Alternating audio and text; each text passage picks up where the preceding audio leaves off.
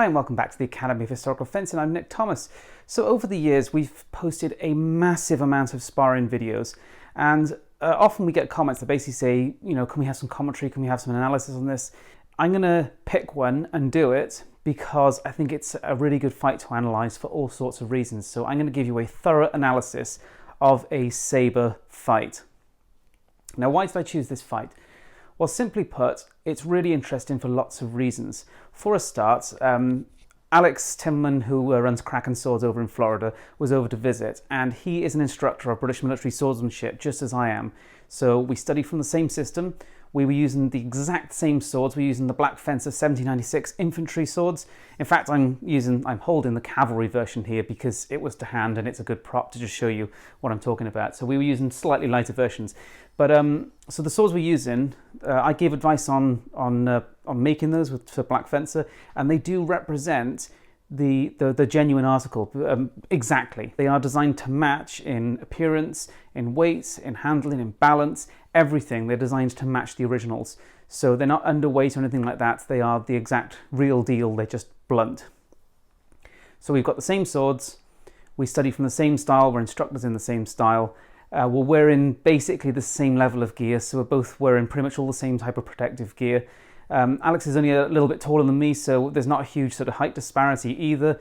And it's also the first time that we ever fought. So Alex has now been over multiple times and we fought a fair bit with all sorts of weapons, and you can find some videos of us fighting, as well as him fighting some of the other students in the club as well. But this was our first ever fight. And that to me makes it really particularly interesting, because most of the time today you fight the same people regularly and you get to know them. And as a result, seeing a fight with somebody that's, you know, fought each other 100 times, they're already going to have adapted to each other's style. Whereas fighting them for the first time is really quite fascinating. And also it's a bit more representative of most fights that would have happened historically speaking, because ultimately most fights from a military perspective would be fought with people you are not familiar with. So for all these reasons, I think it was a really good fight to look at. I think it also shows quite a lot of the British military style in there. There's a lot of flavour. There was not a single double in the fight, because I think we both took a really sensible approach to it. As we were wailing in the blows, we weren't holding back, but we were really considering our defence and treating it, you know, like it's an actual real fight. So here we go. Let's get started on this analysis, and I hope you enjoy the video. So we start off this fight with a simple salute, as we would every single fight. This is a matter of respect, but also safety, to signify that both fighters are ready to begin. Now, if you notice, we start the fight by moving into, both of us, into outside guard, which is, as you can see, we're using a very extended version, which is very typical of this period of swordsmanship and British military swordsmanship. The outside guard, so that protects the upper right quarter. You notice that we're both using quite a point forward version of it. If you look at the Roworth manuals, the first and second edition tend to use a much more upright version with the tip much higher, whereas if you look to the third and fourth editions, they actually go to a more point forward guard, and that's also changes in the text description as well. So the text does change to reflect that. Now, the beauty of a more point forward guard is, the obvious thing is it's good for thrusting, but the other thing is it's defensively very good, because it can transition into the hanging guard really, really effectively. So when you see me using a very point forward outside guard, it's generally because either I want to use point work or I am fighting from a very defensive stance. Try and figure him out a little bit and buy me some time to work out what he's doing.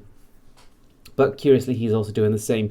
And this outside guard is just basically one of the sort of, well, bread and butter sort of guards of British military swordsmanship, possibly the most common of the guards of this period. Oh yeah, about the footwork. So we're both in the outside guard. We're roughly shoulder widths apart, although you'll notice that Alex is slightly more, and he's only slightly taller than me, so he has actually got a slightly wider stance. And the reason for that is because Alex is a more aggressive fighter. So I tend to prefer a slightly more defensive style most of the time. Alex likes to bull in a little bit more in a good way. He is a little bit more of an aggressive fighter, so that does tend to come along with a slightly wider stance. So first action, Alex takes a cut at the outside, and it is parried off with a slip. So in this period of swordsmanship, we commonly use the slip on most, if not all, parries. It's not all, it is most. So the slip is, or a shift it could be called, because a slip is just removing that part at which your opponent is aiming at, but a shift is specifically that foot being brought back, so therefore you could call it a slip or a shift, but we would usually call it a slip. So you notice on my parry, I parry with the sword, but I also bring that foot back. That's standard practice for this period for British military swordsmanship, not just when they're aiming at your leg, but for most parries. It simply protects you from, if they do redirect to the leg, which is very, very common, and also brings you a little bit more distance defensively, so it's very, very strong defensively. Of course, by doing this, you do have a slightly reduced speed on your counter, on your riposte, but defensively it's very, very strong. So that was a simple start, and you can see he didn't commit it overly because, well, again, this is our first ever fight. So he was testing the water there, and you can see now I do something actually very, very similar, although I commit a little bit more distance now, and I'm aiming for his arm, of which Alex jumps out the way, so he does quite an exaggerated slip. In actual fact, it's what saved him here, because I was aiming for that arm and I was quite within distance, even if he had gone into the slip. And you'll notice that he uses a hanging guard or guard of St. George here, which is strong in many, many scenarios, but the hanging guard has realistically 2, perhaps 3 weaknesses, and we're going to see this as the video progresses because there are some really good examples of it. But one of the primary weaknesses of the hanging guard is the outside arm, and that is exactly what I was aiming for. And had he not leapt back, if he'd just done a simple slip or shift and gone into that guard, I would have had that arm. So Alex counters back, although he hasn't got a lot of distance on it, and I go to a hanging guard. Notice actually at that point I was already pursuing him and looking for another strike, but he countered into me, and that was a wise move because I was basically looking for blood there.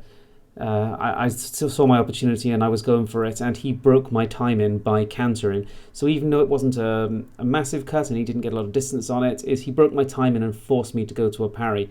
And that's the kind of scenario where a lot of people actually double because one is looking to try and time or slow down the opponent. So then we see Alex kind of go on the attack now, and he's throwing in cuts that are realistically all aimed for my arm. So a question often comes up in various HEMA circles of, you know, striking the hand or the forearm. Is it good form or anything else? Ultimately, the answer is yes, of course it is. The sword is holding, the hand is holding the sword, and therefore if you disable it, you have essentially won the fight or near enough. And also, in many circumstances, it is the closest target. So if you look at our guard positions, the hand is the closest target. So you notice here that the footwork is no longer linear at this point, and Alex traverses off to his right. And the reason for doing this is predominantly to find new lines of attack, but it can also confound our opponent and confuse them, and basically used like a feint. And that's kind of what he's doing here, is he's not just looking for new lines, but he is also given the impression of targeting my inside. So my inside is essentially my belly side, if you like, and my outside is my backside. And he is moving around to my inside, whilst actually then, as he's throwing, he throws out to my outside and takes my arm. Now this is actually one of my favourite moves. I don't usually do it with a traverse, although Alex is a big fan of them. I usually do it in a more linear fashion, but this is one of my absolute favourite moves, is simply throw into the inside and with a feint basically, and usually quite a subtle feint, and then throw in a cut to the outside arm. So this is one of my absolutely most common favourite moves, and unsurprisingly I do it straight after because, you know, he tagged me on the first shot, so he got the first hit in. We actually had quite a few exchanges. There were some good parries, good defences and good slips. But ultimately he did land that first shot, which is excellent. You know, the first shot of a fight is very important. Coming off of that, I then used basically the common version that I like to use, is I just throw in a small feint that is enough to draw them out, but not so much as to slow me down, and then take the outside arm. And you'll notice that he does try and slip on this one. He actually jumps out of it. Ultimately, a sword blade can move a lot faster than the human body can. So whilst, you know, moving the body in terms of slips and footwork and jumps and all these things can all be used defensively and by themselves or with blade work, and they can be very good, the blade will still move faster than the body alone. And you notice that's a good example where I was able to get in before he could move fast enough. So Alex now actually throws basically a rotational feint and then outside cut, which is actually almost the same move that he struck me on the arm with during his traverse. But I've also become wise to it here. So this time I get to the parry where it should be. And you'll notice my slip is really quite exaggerated, and that's because Alex is using basically a lot of aggressive footwork, and this slip I like to use against more aggressive fighters. So the slip is normally, or shift, is normally when you bring the 2 feet together, so the front foot is withdrawn to the rear foot. But this version, I actually started doing it years ago because it's in Capoferro. It's actually in his rapier treatise. When somebody attacks the leg, this is the kind of slip that he uses. So yeah, I've always liked it, but actually it does appear in a contemporary of this system, which is Matheson's manual in 1805. So why is this one a good one? Well, it does cover a bit more ground, so if people are very aggressive, it's quite good. And also, again, if they're covering a lot of ground, you can take another step back. So if you look at where I am now, I can now bring my left foot, which is forward, I can bring that back to reset to guard, and essentially I've gained a lot more ground going back than had I just done a normal shift and then reset to guard.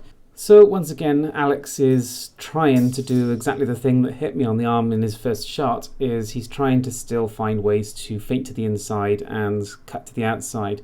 This time he's coming from a hanging guard. So when you're in a hanging guard, you threaten basically a very heavy cut, 1 or 7, basically cuts that are going to come down towards the neck or head or something like that on the inside.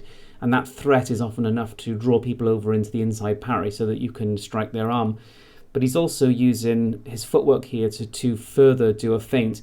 So when he starts, he kicks back that front foot, almost like a shift or a slip, and it's used as a form of feint. And actually this appears in the Angelo, 1799 Angelo posters, which again, contemporary and all part of the same system as Roath.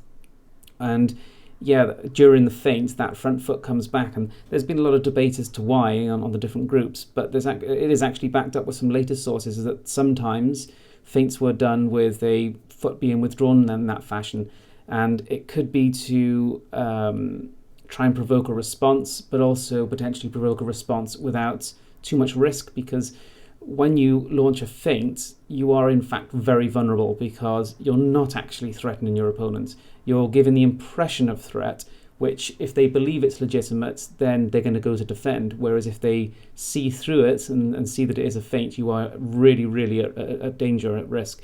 When people realize that you're feinting, they'll have a tendency to time you. And timing is basically breaking people's momentum with a strike. So whilst they're moving, you simply go and strike them. Although he's launched it in a very different way, he's tried to do exactly the same thing as he did earlier in the fight, and I'm wise to it. So it's not working for him. So he's going to look to find different ways now, and he's going to keep pressuring. Next up is, we see Alex here go for a really deep lunge with the point of the sabre. So he's thrusting, which a lot of people don't thrust with sabres, particularly well-curved and short sabres of this kind. And yet in the Roath manual, they are covered extensively, and it even describes how to thrust specifically with the curved sabre, because although they're a little bit harder to thrust with, they do have some sneaky advantages. And if you watch the video lesson that I put up on thrusting with the British Military Sabre, I cover some of that in a lesson that I gave at Kings of the North. Actually, what he's doing here is a bit naughty, is what he shouldn't be doing, is he's thrusting using the curvature of the blade, but he never actually engaged mine to begin with, so he had no blade opposition, which is a bit of a no-no with swordsmanship generally in thrusting. And yet, if you can predict your opponent is going to be defensive, which he's so far seen me do, rather than time, because when he attacks, ultimately I can either parry or I can time him. If he's got a pretty good idea that I'm going to go to the defense, then he can cheekily get away with thrusting without opposition, which is what he's doing, and he's using the curvature of the sabre to work around my guard. So because these are well-curved sabres, as I make my parry, he's using that curvature to work around it. But I make my parry strong enough that he doesn't get around. And you'll notice then, from my inside guard parry, I am nice and strongly set up for a counter, at which time I cut to the lead arm, and because he's launched a long lunge, he can't get out in time and takes that hit on the outside arm. Okay, so next up, we see me land a thrust using actually the technique Alex just tried to use against me, but I use it with opposition, and I advance to basically test the water. So let's look at what actually happens there. We're both in outside guard. I go to the hanging guard, he moves to inside guard, and you'll notice just at that point as I change to inside, I take a very short step off the front foot. It's not quite a lunge, it's just a small advancing step as I'm in inside guard and engaged against his blade. And basically what I'm doing is I'm trying to work out what his response will be before I commit to what I want to do. So it's a last minute decision. I've planned it, but I have to test the waters to see if it's safe first of all. So I take that small step whilst I'm engaged on the inside, whilst he's also on the inside guard. And once he has not moved, so he stayed in his guard position and just applied a little bit of pressure, I then follow through with my thrusting technique as he tried to do, which is where we pivot the blade and use the curvature. So it's actually the back edge of my blade is now engaged on his as I use the curvature to work around his blade and launch my thrust. And although he tries to time me, because I had advanced that little bit to begin with and put that pressure into my inside guard and made sure I was safe, I'm already really past the point of his blade, and essentially he just taps me with a flat because I'm already past it.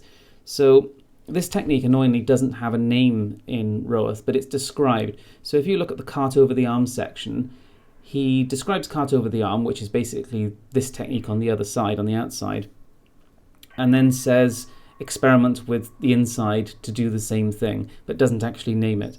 So next up, we recover into guard, and it's generally my experience that after you thrust somebody, they tend to want to hit you back. It's just one of those things. It's, you might think about it with all different shots, but it tends to be from a thrust. And I think there's this feeling amongst people, even subconsciously, that a thrust landed is somehow cheeky. And so it's my experience that once you've landed a good thrust on somebody, they're basically going to come head hunting. And so that's why I get straight up into the hanging guard to be nice and strong. And actually what Alex does do is once again tries to go to my outside arm. So I transition from the hanging guard down to outside guard. And that was the right thing to do, because remember what I said about the hanging guard. The hanging guard is quite vulnerable to the outside arm, even though it's strong generally elsewhere. Now next up, so this rotational move. So you look at this launching from the wrist. Incidentally, we aim to use the wrist as much as possible with this era of swordsmanship. It's fast. That being said, you will use some elbow and shoulder depending on where you launch the attacks from and all sorts of other basically context, but we aim to use the wrist as much as we possibly can. But what I'm doing here is launching a rotational feint and cut, which actually is something that is really familiar to anybody who studies the Bolognese sources, doing sort of side sword and that kind of thing, which we do as well. There's no reason why you can't use it, because actually that action is very similar to the standard cut and recovery that is in Roath's manual. But what I'm using it for is I am throwing a rotational motion to draw the blade one way and then cutting in the other side. Although you can actually double up on the same side. That's the beauty of this rotation, is that you can feint it to one side and cut to the other, or stay on the same line. But Alex is smart to it and he does parry, so it didn't land that time. Now notice here where Alex came onto the inside, and it wasn't a hugely committed attack, but it was enough that I had to parry it, and perhaps if I hadn't slipped it would have actually landed. I use a high inside parry, and notice that I immediately rotate around into the hanging guard using essentially a cut 4.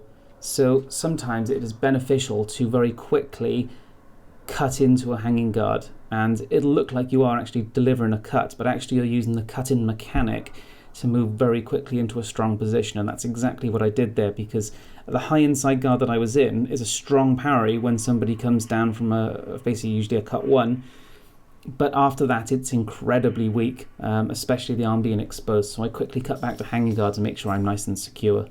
And you can see now, just by these subtle small movements as the fight goes on, is Alex is just continually trying to traverse around to my inside to create those openings. And if people are traversing against you, you basically just have to counter it with traversing of your own. And you'll notice now I quickly get back to where I want to be using traverses of my own. and now set up a line of attack myself. So what I've done there is I have traversed to put Alex where I want him, and then whilst he's in his guard, target a very quick shot. So what happened here is Alex moved into an inside guard as he got back into position, but the elbow or forearm was exposed. So this is a problem with the inside guard, as the inside guard is really strong against basically the high inside openings, but the arm is vulnerable, especially if you have a bit of a bend there to the elbow and you don't get the sword quite in line. But even so, even with a good inside guard, it's vulnerable. And you can see I simply lunged and snapped in a cut straight to that, to the wrist or forearm. So next up, Alex tries a cut at my hand, and notice that I just tagged him on the forearm or hand. Again, a bit like the cheeky thrust I mentioned earlier on, it's my experience that when you tag people in the hand or forearm, they want to do the same right back at you, because again, it seems like a cheeky shot, and he tries to do it against me, but with a different kind of attack entirely. So let's have a look at what he's doing here. I'm in my outside guard, which is very strong on the outside. What he does is he engages against my blade to basically make sure that I can't strike back against him, and then pivots into a cut 3. Now this is an interesting way that you can essentially cut inside the guard, and there are various ways within British military swordsmanship that this can be done. So cart over the arm is a really good example of how you basically work inside the opponent's guard where they think they are strong, and this is another really good example. I should be strong there. Normally if somebody cuts against the outside position, they'd be cutting with a cut 2, which would be, perfectly parried by the outside guard, but he's cutting with a cut 3. And again, it's unusual because people think of the cut 3 as coming from the inside, which it often would do, but this is a sneaky cut.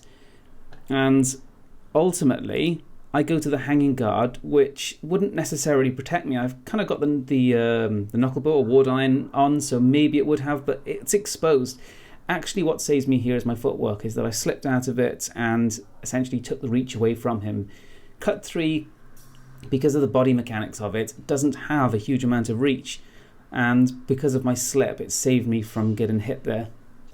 So next up, we have my signature feint and cut, which is feint to the inside, cut to the outside. I'm looking for that arm, and I would have had it, except for the fact that Alex used a large shift or slip. It's again almost a jump in action, but you see he had to actually get out of the way with both his body and his arm, because I had gotten a good bit of reach there with a lunge, and it would have had him. So again, he used a slip of the body and the arm, because you can just slip the arm, but yeah, he slipped the body and the arm to get out of that.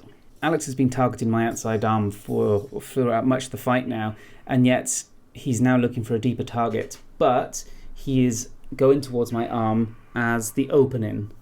So what he's looking to try and do is basically gets me into just a static position where he can launch that deep strike towards the belly area. So he's looking for a cut 5. And you'll notice here is I go to a shift position into Guard of St. George, and really basically bringing the feet back, tucking the belly in, and again, that saves me. So when people do strike to low openings, that is one of the best ways you can possibly defend, except for the case of where they very aggressively come at you with multiple steps, and we're going to see that a little bit later on in the fight. So Alex again tries quite a long lunge, and he's going for quite a low opening with the point, and at this point I just have to basically drive the blade down into, it's basically a half hanging type position, and just cut down into the blade. And sometimes you just have to do that to basically cut into the thrust. But you'll notice that immediately afterwards, once you've driven your opponent's blade low like that, there are some great openings to strike against, and I try and take that opportunity and go after him. But he does get back quickly, and I'm getting cuts in there. There's some nice parries and things like that, but ultimately no attacks. No attacks landed. And you'll notice actually what he did to basically break the attack there was traverse work. It's because I was coming after him and he traversed off towards his inside, and that basically broke the momentum of my attack and we reset. So Roth actually discusses this in his traversing section. Is there are a number of reasons to use traversing, and one of which he just says is that some people prefer to use it instead of retreating, because retreating can be seen to be giving ground to what does give ground to your opponents, but it can be seen as, I suppose, a bit passive. So what you're seeing here is a good example of timing. I mentioned this earlier on in the fight, is timing is striking into your opponent's motion. So whether they are advancing or changing guard or attacking, it's during their movements is you interrupt it. And you can time them with a cut or a thrust. So timed thrusts are common, but you can absolutely time with a cut, which is what I did here. What Alex does is he basically winds up with a big rotational action, which this rotational action, it generates power, but it also can be seen to generate power to the level that people react to it. So you can use that rotational action both to generate power, but you can also use it to feint and provoke your opponents. And I suspect actually he was using it for both reasons here. And when he does that rotation, he's also coming forward and therefore in range to be struck without a large step. So in that rotation, I quickly land a timing shot. So I cut into the rib with a cut 6. Now when you do this timing, you have to basically pick your moment very, very carefully, because timed shots are used basically very well and very badly. If you time incorrectly, you get a double, and it's one of the most common reasons that people get doubles, is they are often just thinking about scoring the hits, getting that strike and landing that point essentially, as in a scoring point, not the actual point. So with your timing, you have to strike when their attack isn't actually coming for you. So he's spooling up with that rotation, but I'm able to land my blow before he's able to land his. And you'll notice in this case, his strike still comes around and I have to parry it. So in this is a good example of where I had enough time to time him, and yet I still had to get to the parry, because yes, ultimately in a real fight, just because you've landed your hit, it does not mean that the opponent's strike is still not going to come straight back down on you, particularly when it's already, started the strike like this. So next up, Alex is now launching probing cuts. He's looking for basically openings, or he's looking to see how I react to certain things, to see how he can find new openings. But actually, during one of them, because these probing cuts don't offer much of a threat, there's not much power behind them, they are just testing the waters, I launched straight into a cart over the arm, which cart over the arm goes from the outside of the opponent's blade and goes into essentially our inside tight position, which is what makes it a bit strange, because so the cart thrust would normally be launched with the inside guard against the inside position, whereas cart over the arm is using the inside guard against the outside position, which in itself is a little bit strange. And if you want to go and look at the video Thrusting with the British Military Sabre again, it's explained exactly why. But essentially it is a sneaky thrust so long as you use it safely. And yes, I used it here because he was launching those probing strikes. In actual fact, I'd normally use it against somebody in guard, but because he was using these basically small probing strikes, there wasn't enough threat behind what he was doing, so I was able to get that cart over the arm in. Although you notice in this particular case, it stabbed him in the back of the head, which is unusual to say the least, but a really good example of why you should wear a back of the head protector. So we see now Alex moving in towards deeper target zones once more, because he's been trying to target my forearm of my sword arm throughout the fight, and although he had initial success on that one strike, he's now struggled to try and get it through, because we learn and adapt as we go, and he's now going for deeper target zones. And you'll see him launch here a big powerful cut towards the belly, and here we see the importance of the half hanging guards. So the half hanging guards are a hanging guard where the hand is roughly at shoulder height. So normally the hanging guard will be formed with the hilt slightly above the head, so that it could actually stop a strike to the head. And you basically can look between the sword and the arm essentially, whereas the half-hanging guards, the hand drops down to the shoulder height. And the half-hanging guards are exceptionally good at parrying powerful belly and rib shots, as well as thrust work. Okay, what happens here next is a little bit strange, is basically Alex has pivoted around with quite a bit of power and struck my blade with the flat of his sabre, and essentially bent the sabre because these Black Fencer sabres, they do have a fair bit of flex in them, which is good from a safety perspective, but he's actually kind of flexed the blade in. That being said, there are techniques of, using the curvature of the blade to get around the opponents, as we've discussed with cart over the arm. So I'm not entirely sure here whether he was aiming for a cut and basically pivoted in the wrong direction, or if he actually was aiming to basically throw a thrust in, because there are methods of essentially moving a cut into a thrust. The question is, would it have landed? And actually I think it probably would have, is that although there's flex of the sabre, I think it basically would have got in there as point work, but I'm not entirely clear on that one. It's a slight odd one, but certainly it did strike and actually hit my mask by the looks of it. Okay, so now we're seeing something a bit new and a bit different again, is that after launching a strike, which clearly didn't have much intent behind it, I stay in my extended position, not in a long lunge dangerous position to stay in, but I'm basically in the end of my cut. And this is one thing I do like to do as an invitation to the opponent. So sometimes you can present a nice big target to your opponent and invite them to do something which you're then going to respond to. Now you can do this just from your guard position. You can do something very obvious like lower your sword, for example, but that's really, really obvious. Whereas one way I prefer to do it is exactly like this, is I throw what seems like a committed strike, which clearly it wasn't, and then wait in the extended position, but again, not so much that I'm in a dangerous position. If you look at my footwork and my body language, I'm basically looking like I've completed my lunge and are vulnerable, but in actual fact, I've moved into a guard position as far as my feet go, and I'm just giving the illusion that I am in a vulnerable position so that he strikes back at me. And in actual fact here, I didn't get quite the result that I wanted, but we will see some other similar things as the fight goes on. But in Alex's response and in my parry is something really, really important to mention. In Roeth's manual, he says when you parry is turn the war dime, which is the knuckle bow or the guard around your hand, which in these sabres is a simple sort of strip of steel, a stirrup guard. Turn that towards the opponent's blade when you parry. And by doing this, you are parrying with the edge of the sword. Yes, that's right, there are no flat parries here. Parrying with the edge of the sword and also presenting the ward iron or knuckle bow to the attack. And you can see it's so vitally important because we're not ever intentionally parrying with the guard. You shouldn't be doing that. I mean, there are some methods, for example, with basket hilts where that happens. But with these sabres, you shouldn't be intentionally parrying with the guard. But ultimately, sometimes it will happen.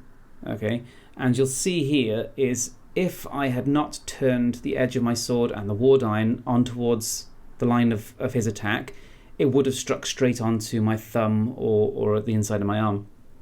Now, people who regularly use bowl hilt sabres or basket hilts can get away with not doing this. And the moment you move to open-hilted sabres or arming swords or anything like that, you'll find that your thumb especially will get absolutely punished. And the same goes for the outside as well. It's so important that when you parry edge on with the guard facing into the angle of the cut of the opponent's cut. Next up, you'll see that I move forward as if I want to strike, and I just cut short and go back to guard. The reason for this is that I didn't get the response that I wanted. He didn't panic, he didn't go to guard, he didn't create openings. Alex actually here stayed nice and firm and kept his blade out forward and his point low as well.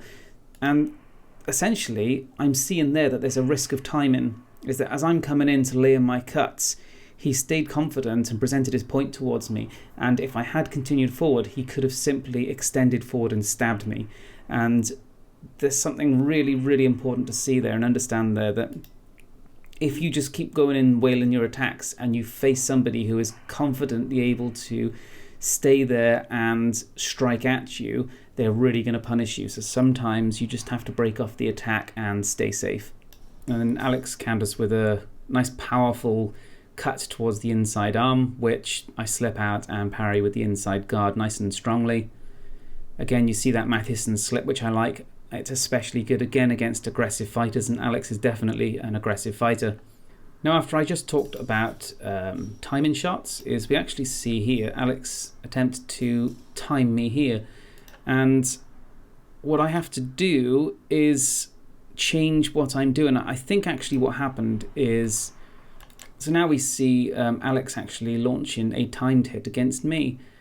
Although you'll see that as he launches it during my attack, I stop my attack and move into a parry. Now, his sword did land, but not with much power, and because I'd gone to the parry and interrupted my cut rather than carry it through, I basically took all the force out of it. So the likelihood is there he still would have landed a blow, but by pausing my attack, I mitigated the worst of it.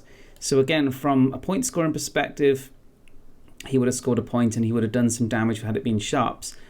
But I stopped it basically, likely, from doing significant damage.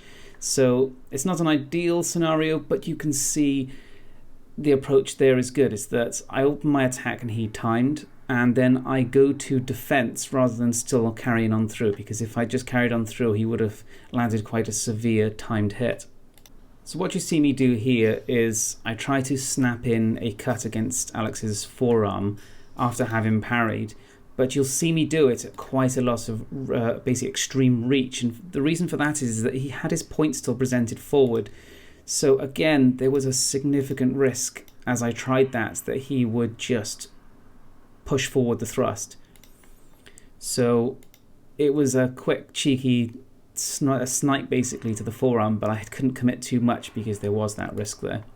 Now at this point in the fight, Alex becomes a lot more aggressive, and this is important because we're going to see a lot more of this in the next stage of the fight.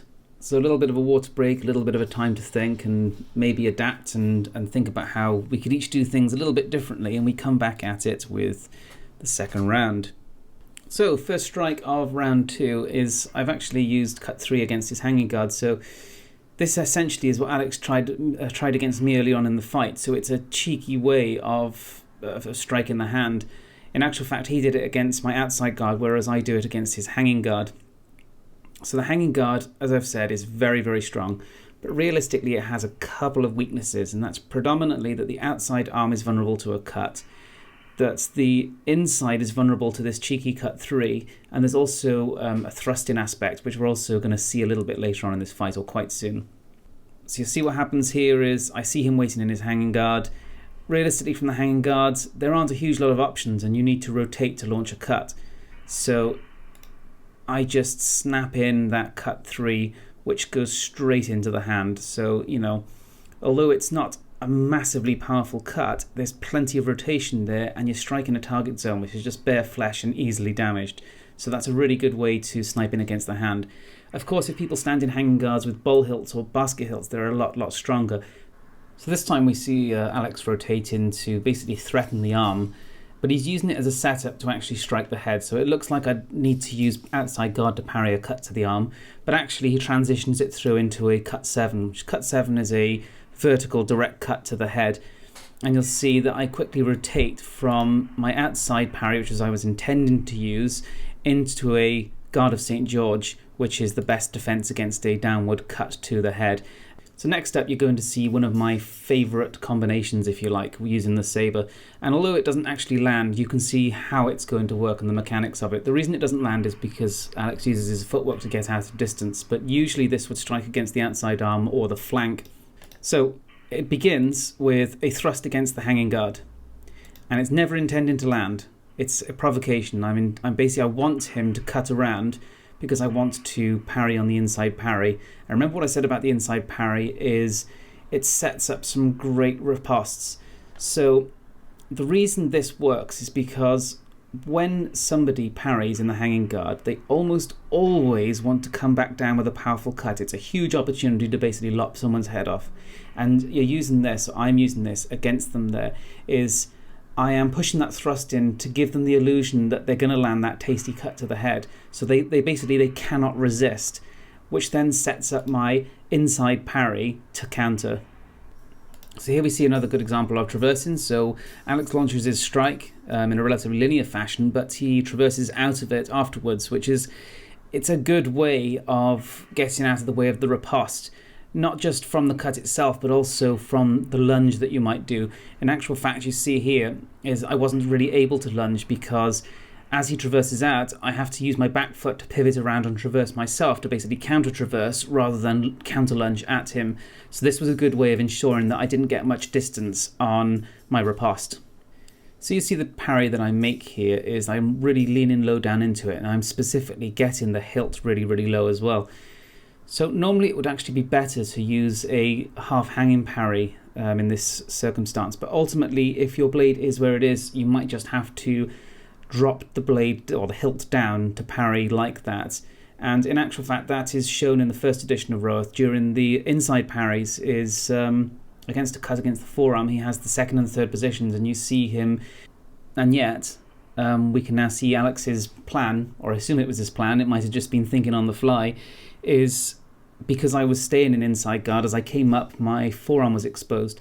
So, you know, a good example of where if I'd been in the half hanger, I would have gone to hanging guard and it would have been just fine.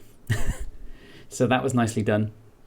So there are no hits during this exchange, but it's a nice exchange where, again, so often people will think to just, you know, score their point, whereas at every point here where each of us is threatened, we go to our strong parries and just, you know, make sure that we stay safe. So now in this action here, Alex throws in a flurry of attacks, and I actually used the wrong parry. I'm up there and inside when I should have been using hanging guard realistically, and basically again he's trying to confuse with the flurry of attacks. And I used the wrong parry, so technically I should have got hit, but because I used my footwork and I used my slip, I was out of distance, out of measure. So again, you see that slip in footwork saving me, and it's just so vital and so valuable. Now in this next action, I try my usual feint and cut, but you actually see Alex is in a really, really strong position, and you see what I do with my footwork there is I realise that it's not going to work, and so I don't commit to a long lunge, and I use my traversing to get the hell out of there. Because sometimes when you're in the middle of launching your feints and your cuts, you will realise that ultimately your opponent is strong and you're going to put yourself in too much of a risky position. Now you can see here where I target the forearm. I've got the lunge, I've got the distance, I'm in there to strike, and I have said that the hanging guard is vulnerable on the outside arm, and that is true, and yet it can still parry. So if you actually, especially get the hilt high so that the hand is a bit far out of the way, and you push the blade out, you can use the hanging guard to parry this cut, and you see Alex pulls it off.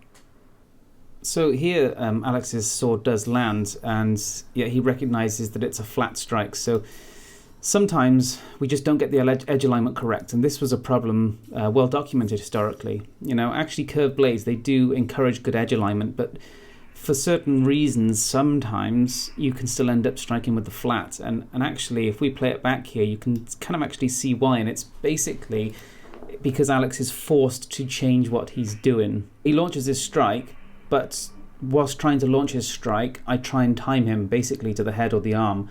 And he rotates the blade to ensure that he saves himself. And as a result, he parries my blade. And although his blade does strike my forearm, it strikes with a flat on. So a good example there of both timing and a redirection from a cut into a parry. So, you know, neither of us was hit and he saved himself. Now there's something else that's really worth mentioning here, and that's on the footwork. And we were just actually, Alex and I, laughing about this just a day or two ago, is that turned in front foot. Now that's a really, really bad habit that actually pretty much everybody does. At times. Beginners do it all the time, and even experienced people can do it in certain circumstances. And again, he's had to redirect and whatever reason. There are reasons why he's come to this point.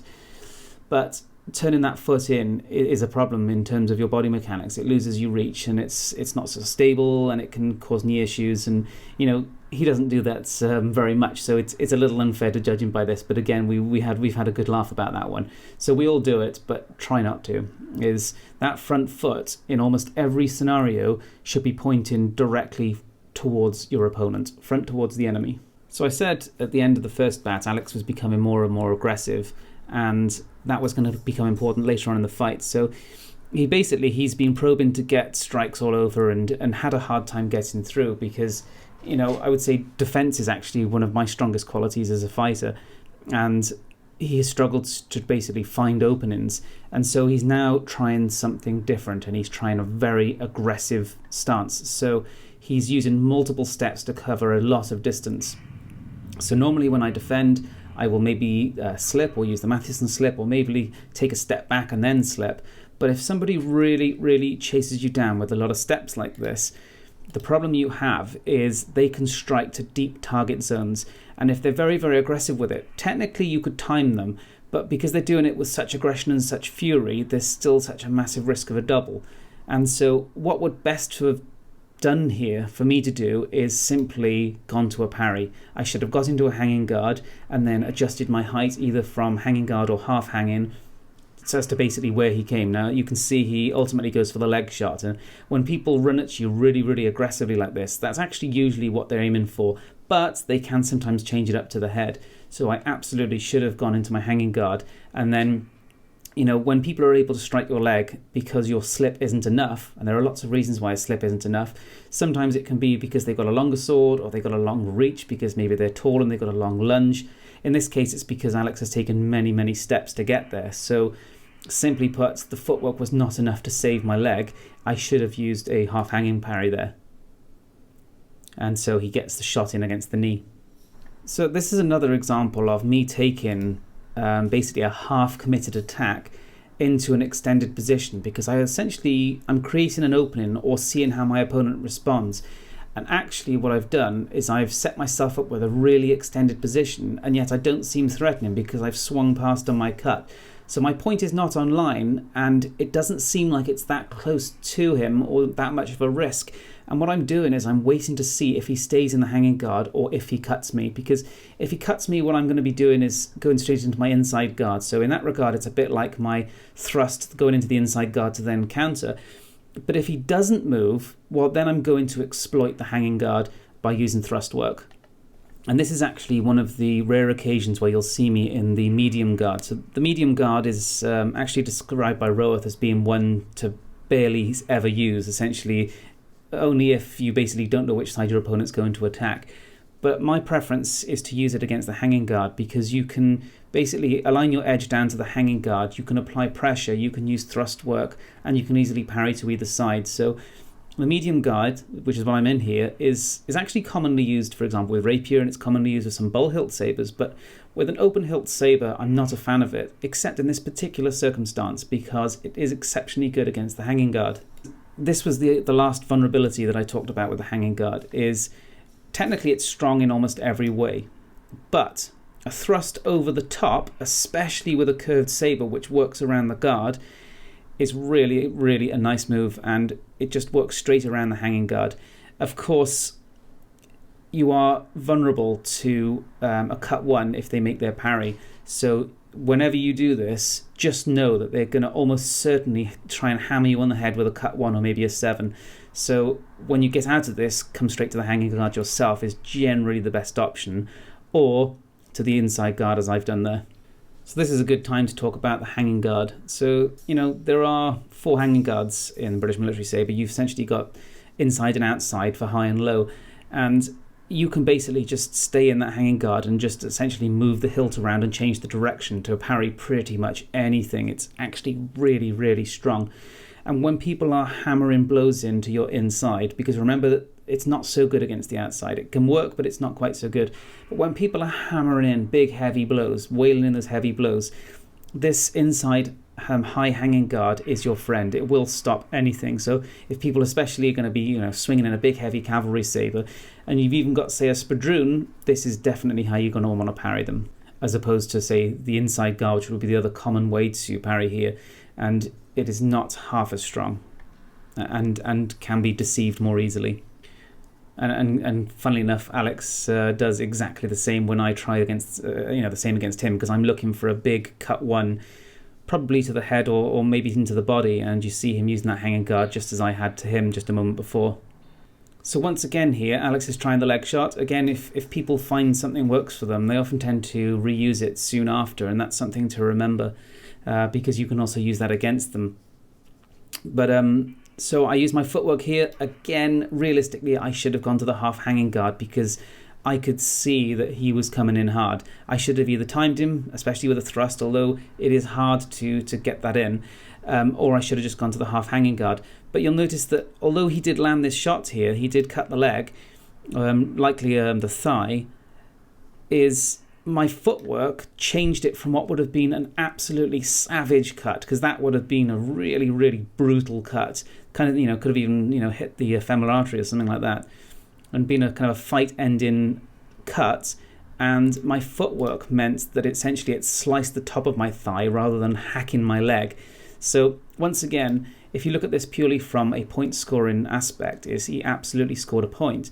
But if we look at it from a martial perspective, is I would have had a light cut there rather than, maybe my leg lopped off or similar or something really savage. So even though, Alex did land his cut and it was good, is I mitigated the worst of it, which is, it's still something to consider, because we want to think beyond just the sport of elements. This is a martial art, and we really want to be thinking about that. So I should have done better. I should have stopped it altogether. But you can see the footwork really helped. And again, you see those slips, is they can often save you or significantly reduce impact force. This is an example where the distance work was simply too close. And maintaining of distance is so vitally important. Realistically, when we got this close, I should have gone and brought that left hand in and done some grappling work, or got the hell out of there. That was too close to just basically keep swinging it. Too dangerous. There's too much risk of a double. We both were hacking away, and Alex managed to get that strike into my head. And again, so distance was really well maintained throughout the fight for the most part. But you can see there, that was an example where should have got backed out to a good distance or closed in to use, go up close and personal. Watch what Alex does here. This little lunge, this mini thrust, it was never going to land. But there's a massive dose of foreshadowing here. Okay, so he is testing the waters to see if he can get that thrust in. Basically, he's looking to thrust into the belly. And that's really, really important to notice. When people do that, they're just basically going to try it very soon after. So really watch on that. Now at this point in the fight, Alex is getting tired, and he's throwing his basically sword in, basically more like a pendulum with a blade, and really lashing it in. When somebody's doing that, the best thing you can do is just, basically cover up and defend, and just basically get through it. Because if you try and time against it, even if you land your blow, they're probably going to hit you with something very hard anyway. So stick through it, because, you can tell that they're already tired. They're going to lash in a few blows. You just have to get through it, get those parries in, and then do something. Now, what did I say about going for that low thrust? He showed that he wanted to do it. He was going to try it, and he did.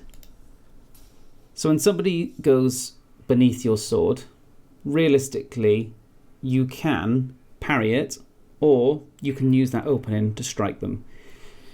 Now, of course, you have to stay safe. You don't want to get hit. But when they go to low openings, their head and their upper arm is completely exposed. Unless, of course, they have two weapons. So if they've got a buckler or a dagger or a shield, there are ways that you can go to low openings and be covered. But if you've just got a single sword, whenever you go low, the high openings are vulnerable. And it's a vulnerability you can really take advantage of. So you see here, I see him go low, I step out and deliver a cut directly to the head. But I also ensure that I'm safe with my sword. So if you look, the age-old principle is I got my basically my guard and the fort of my sword, the strong part of my sword where you'd parry, down to ensure that it covers his blade as well. So I didn't just go for the point, struck to the head but also covered. And you'll see this action actually is a bit like a suppressing cut that you see in, say, Maya's rapier, is you just basically cutting down with the strong of the sword into theirs, whilst also cutting against them as well. So that's it. So it's actually a 5-minute fight, but as you can see, if you want to do a thorough analysis, you need to actually really go in depth and spend a long time on it. I do really hope you enjoyed the video, and if you've got any questions, please post them in the comments below, and please do subscribe if you haven't already. Thanks for watching.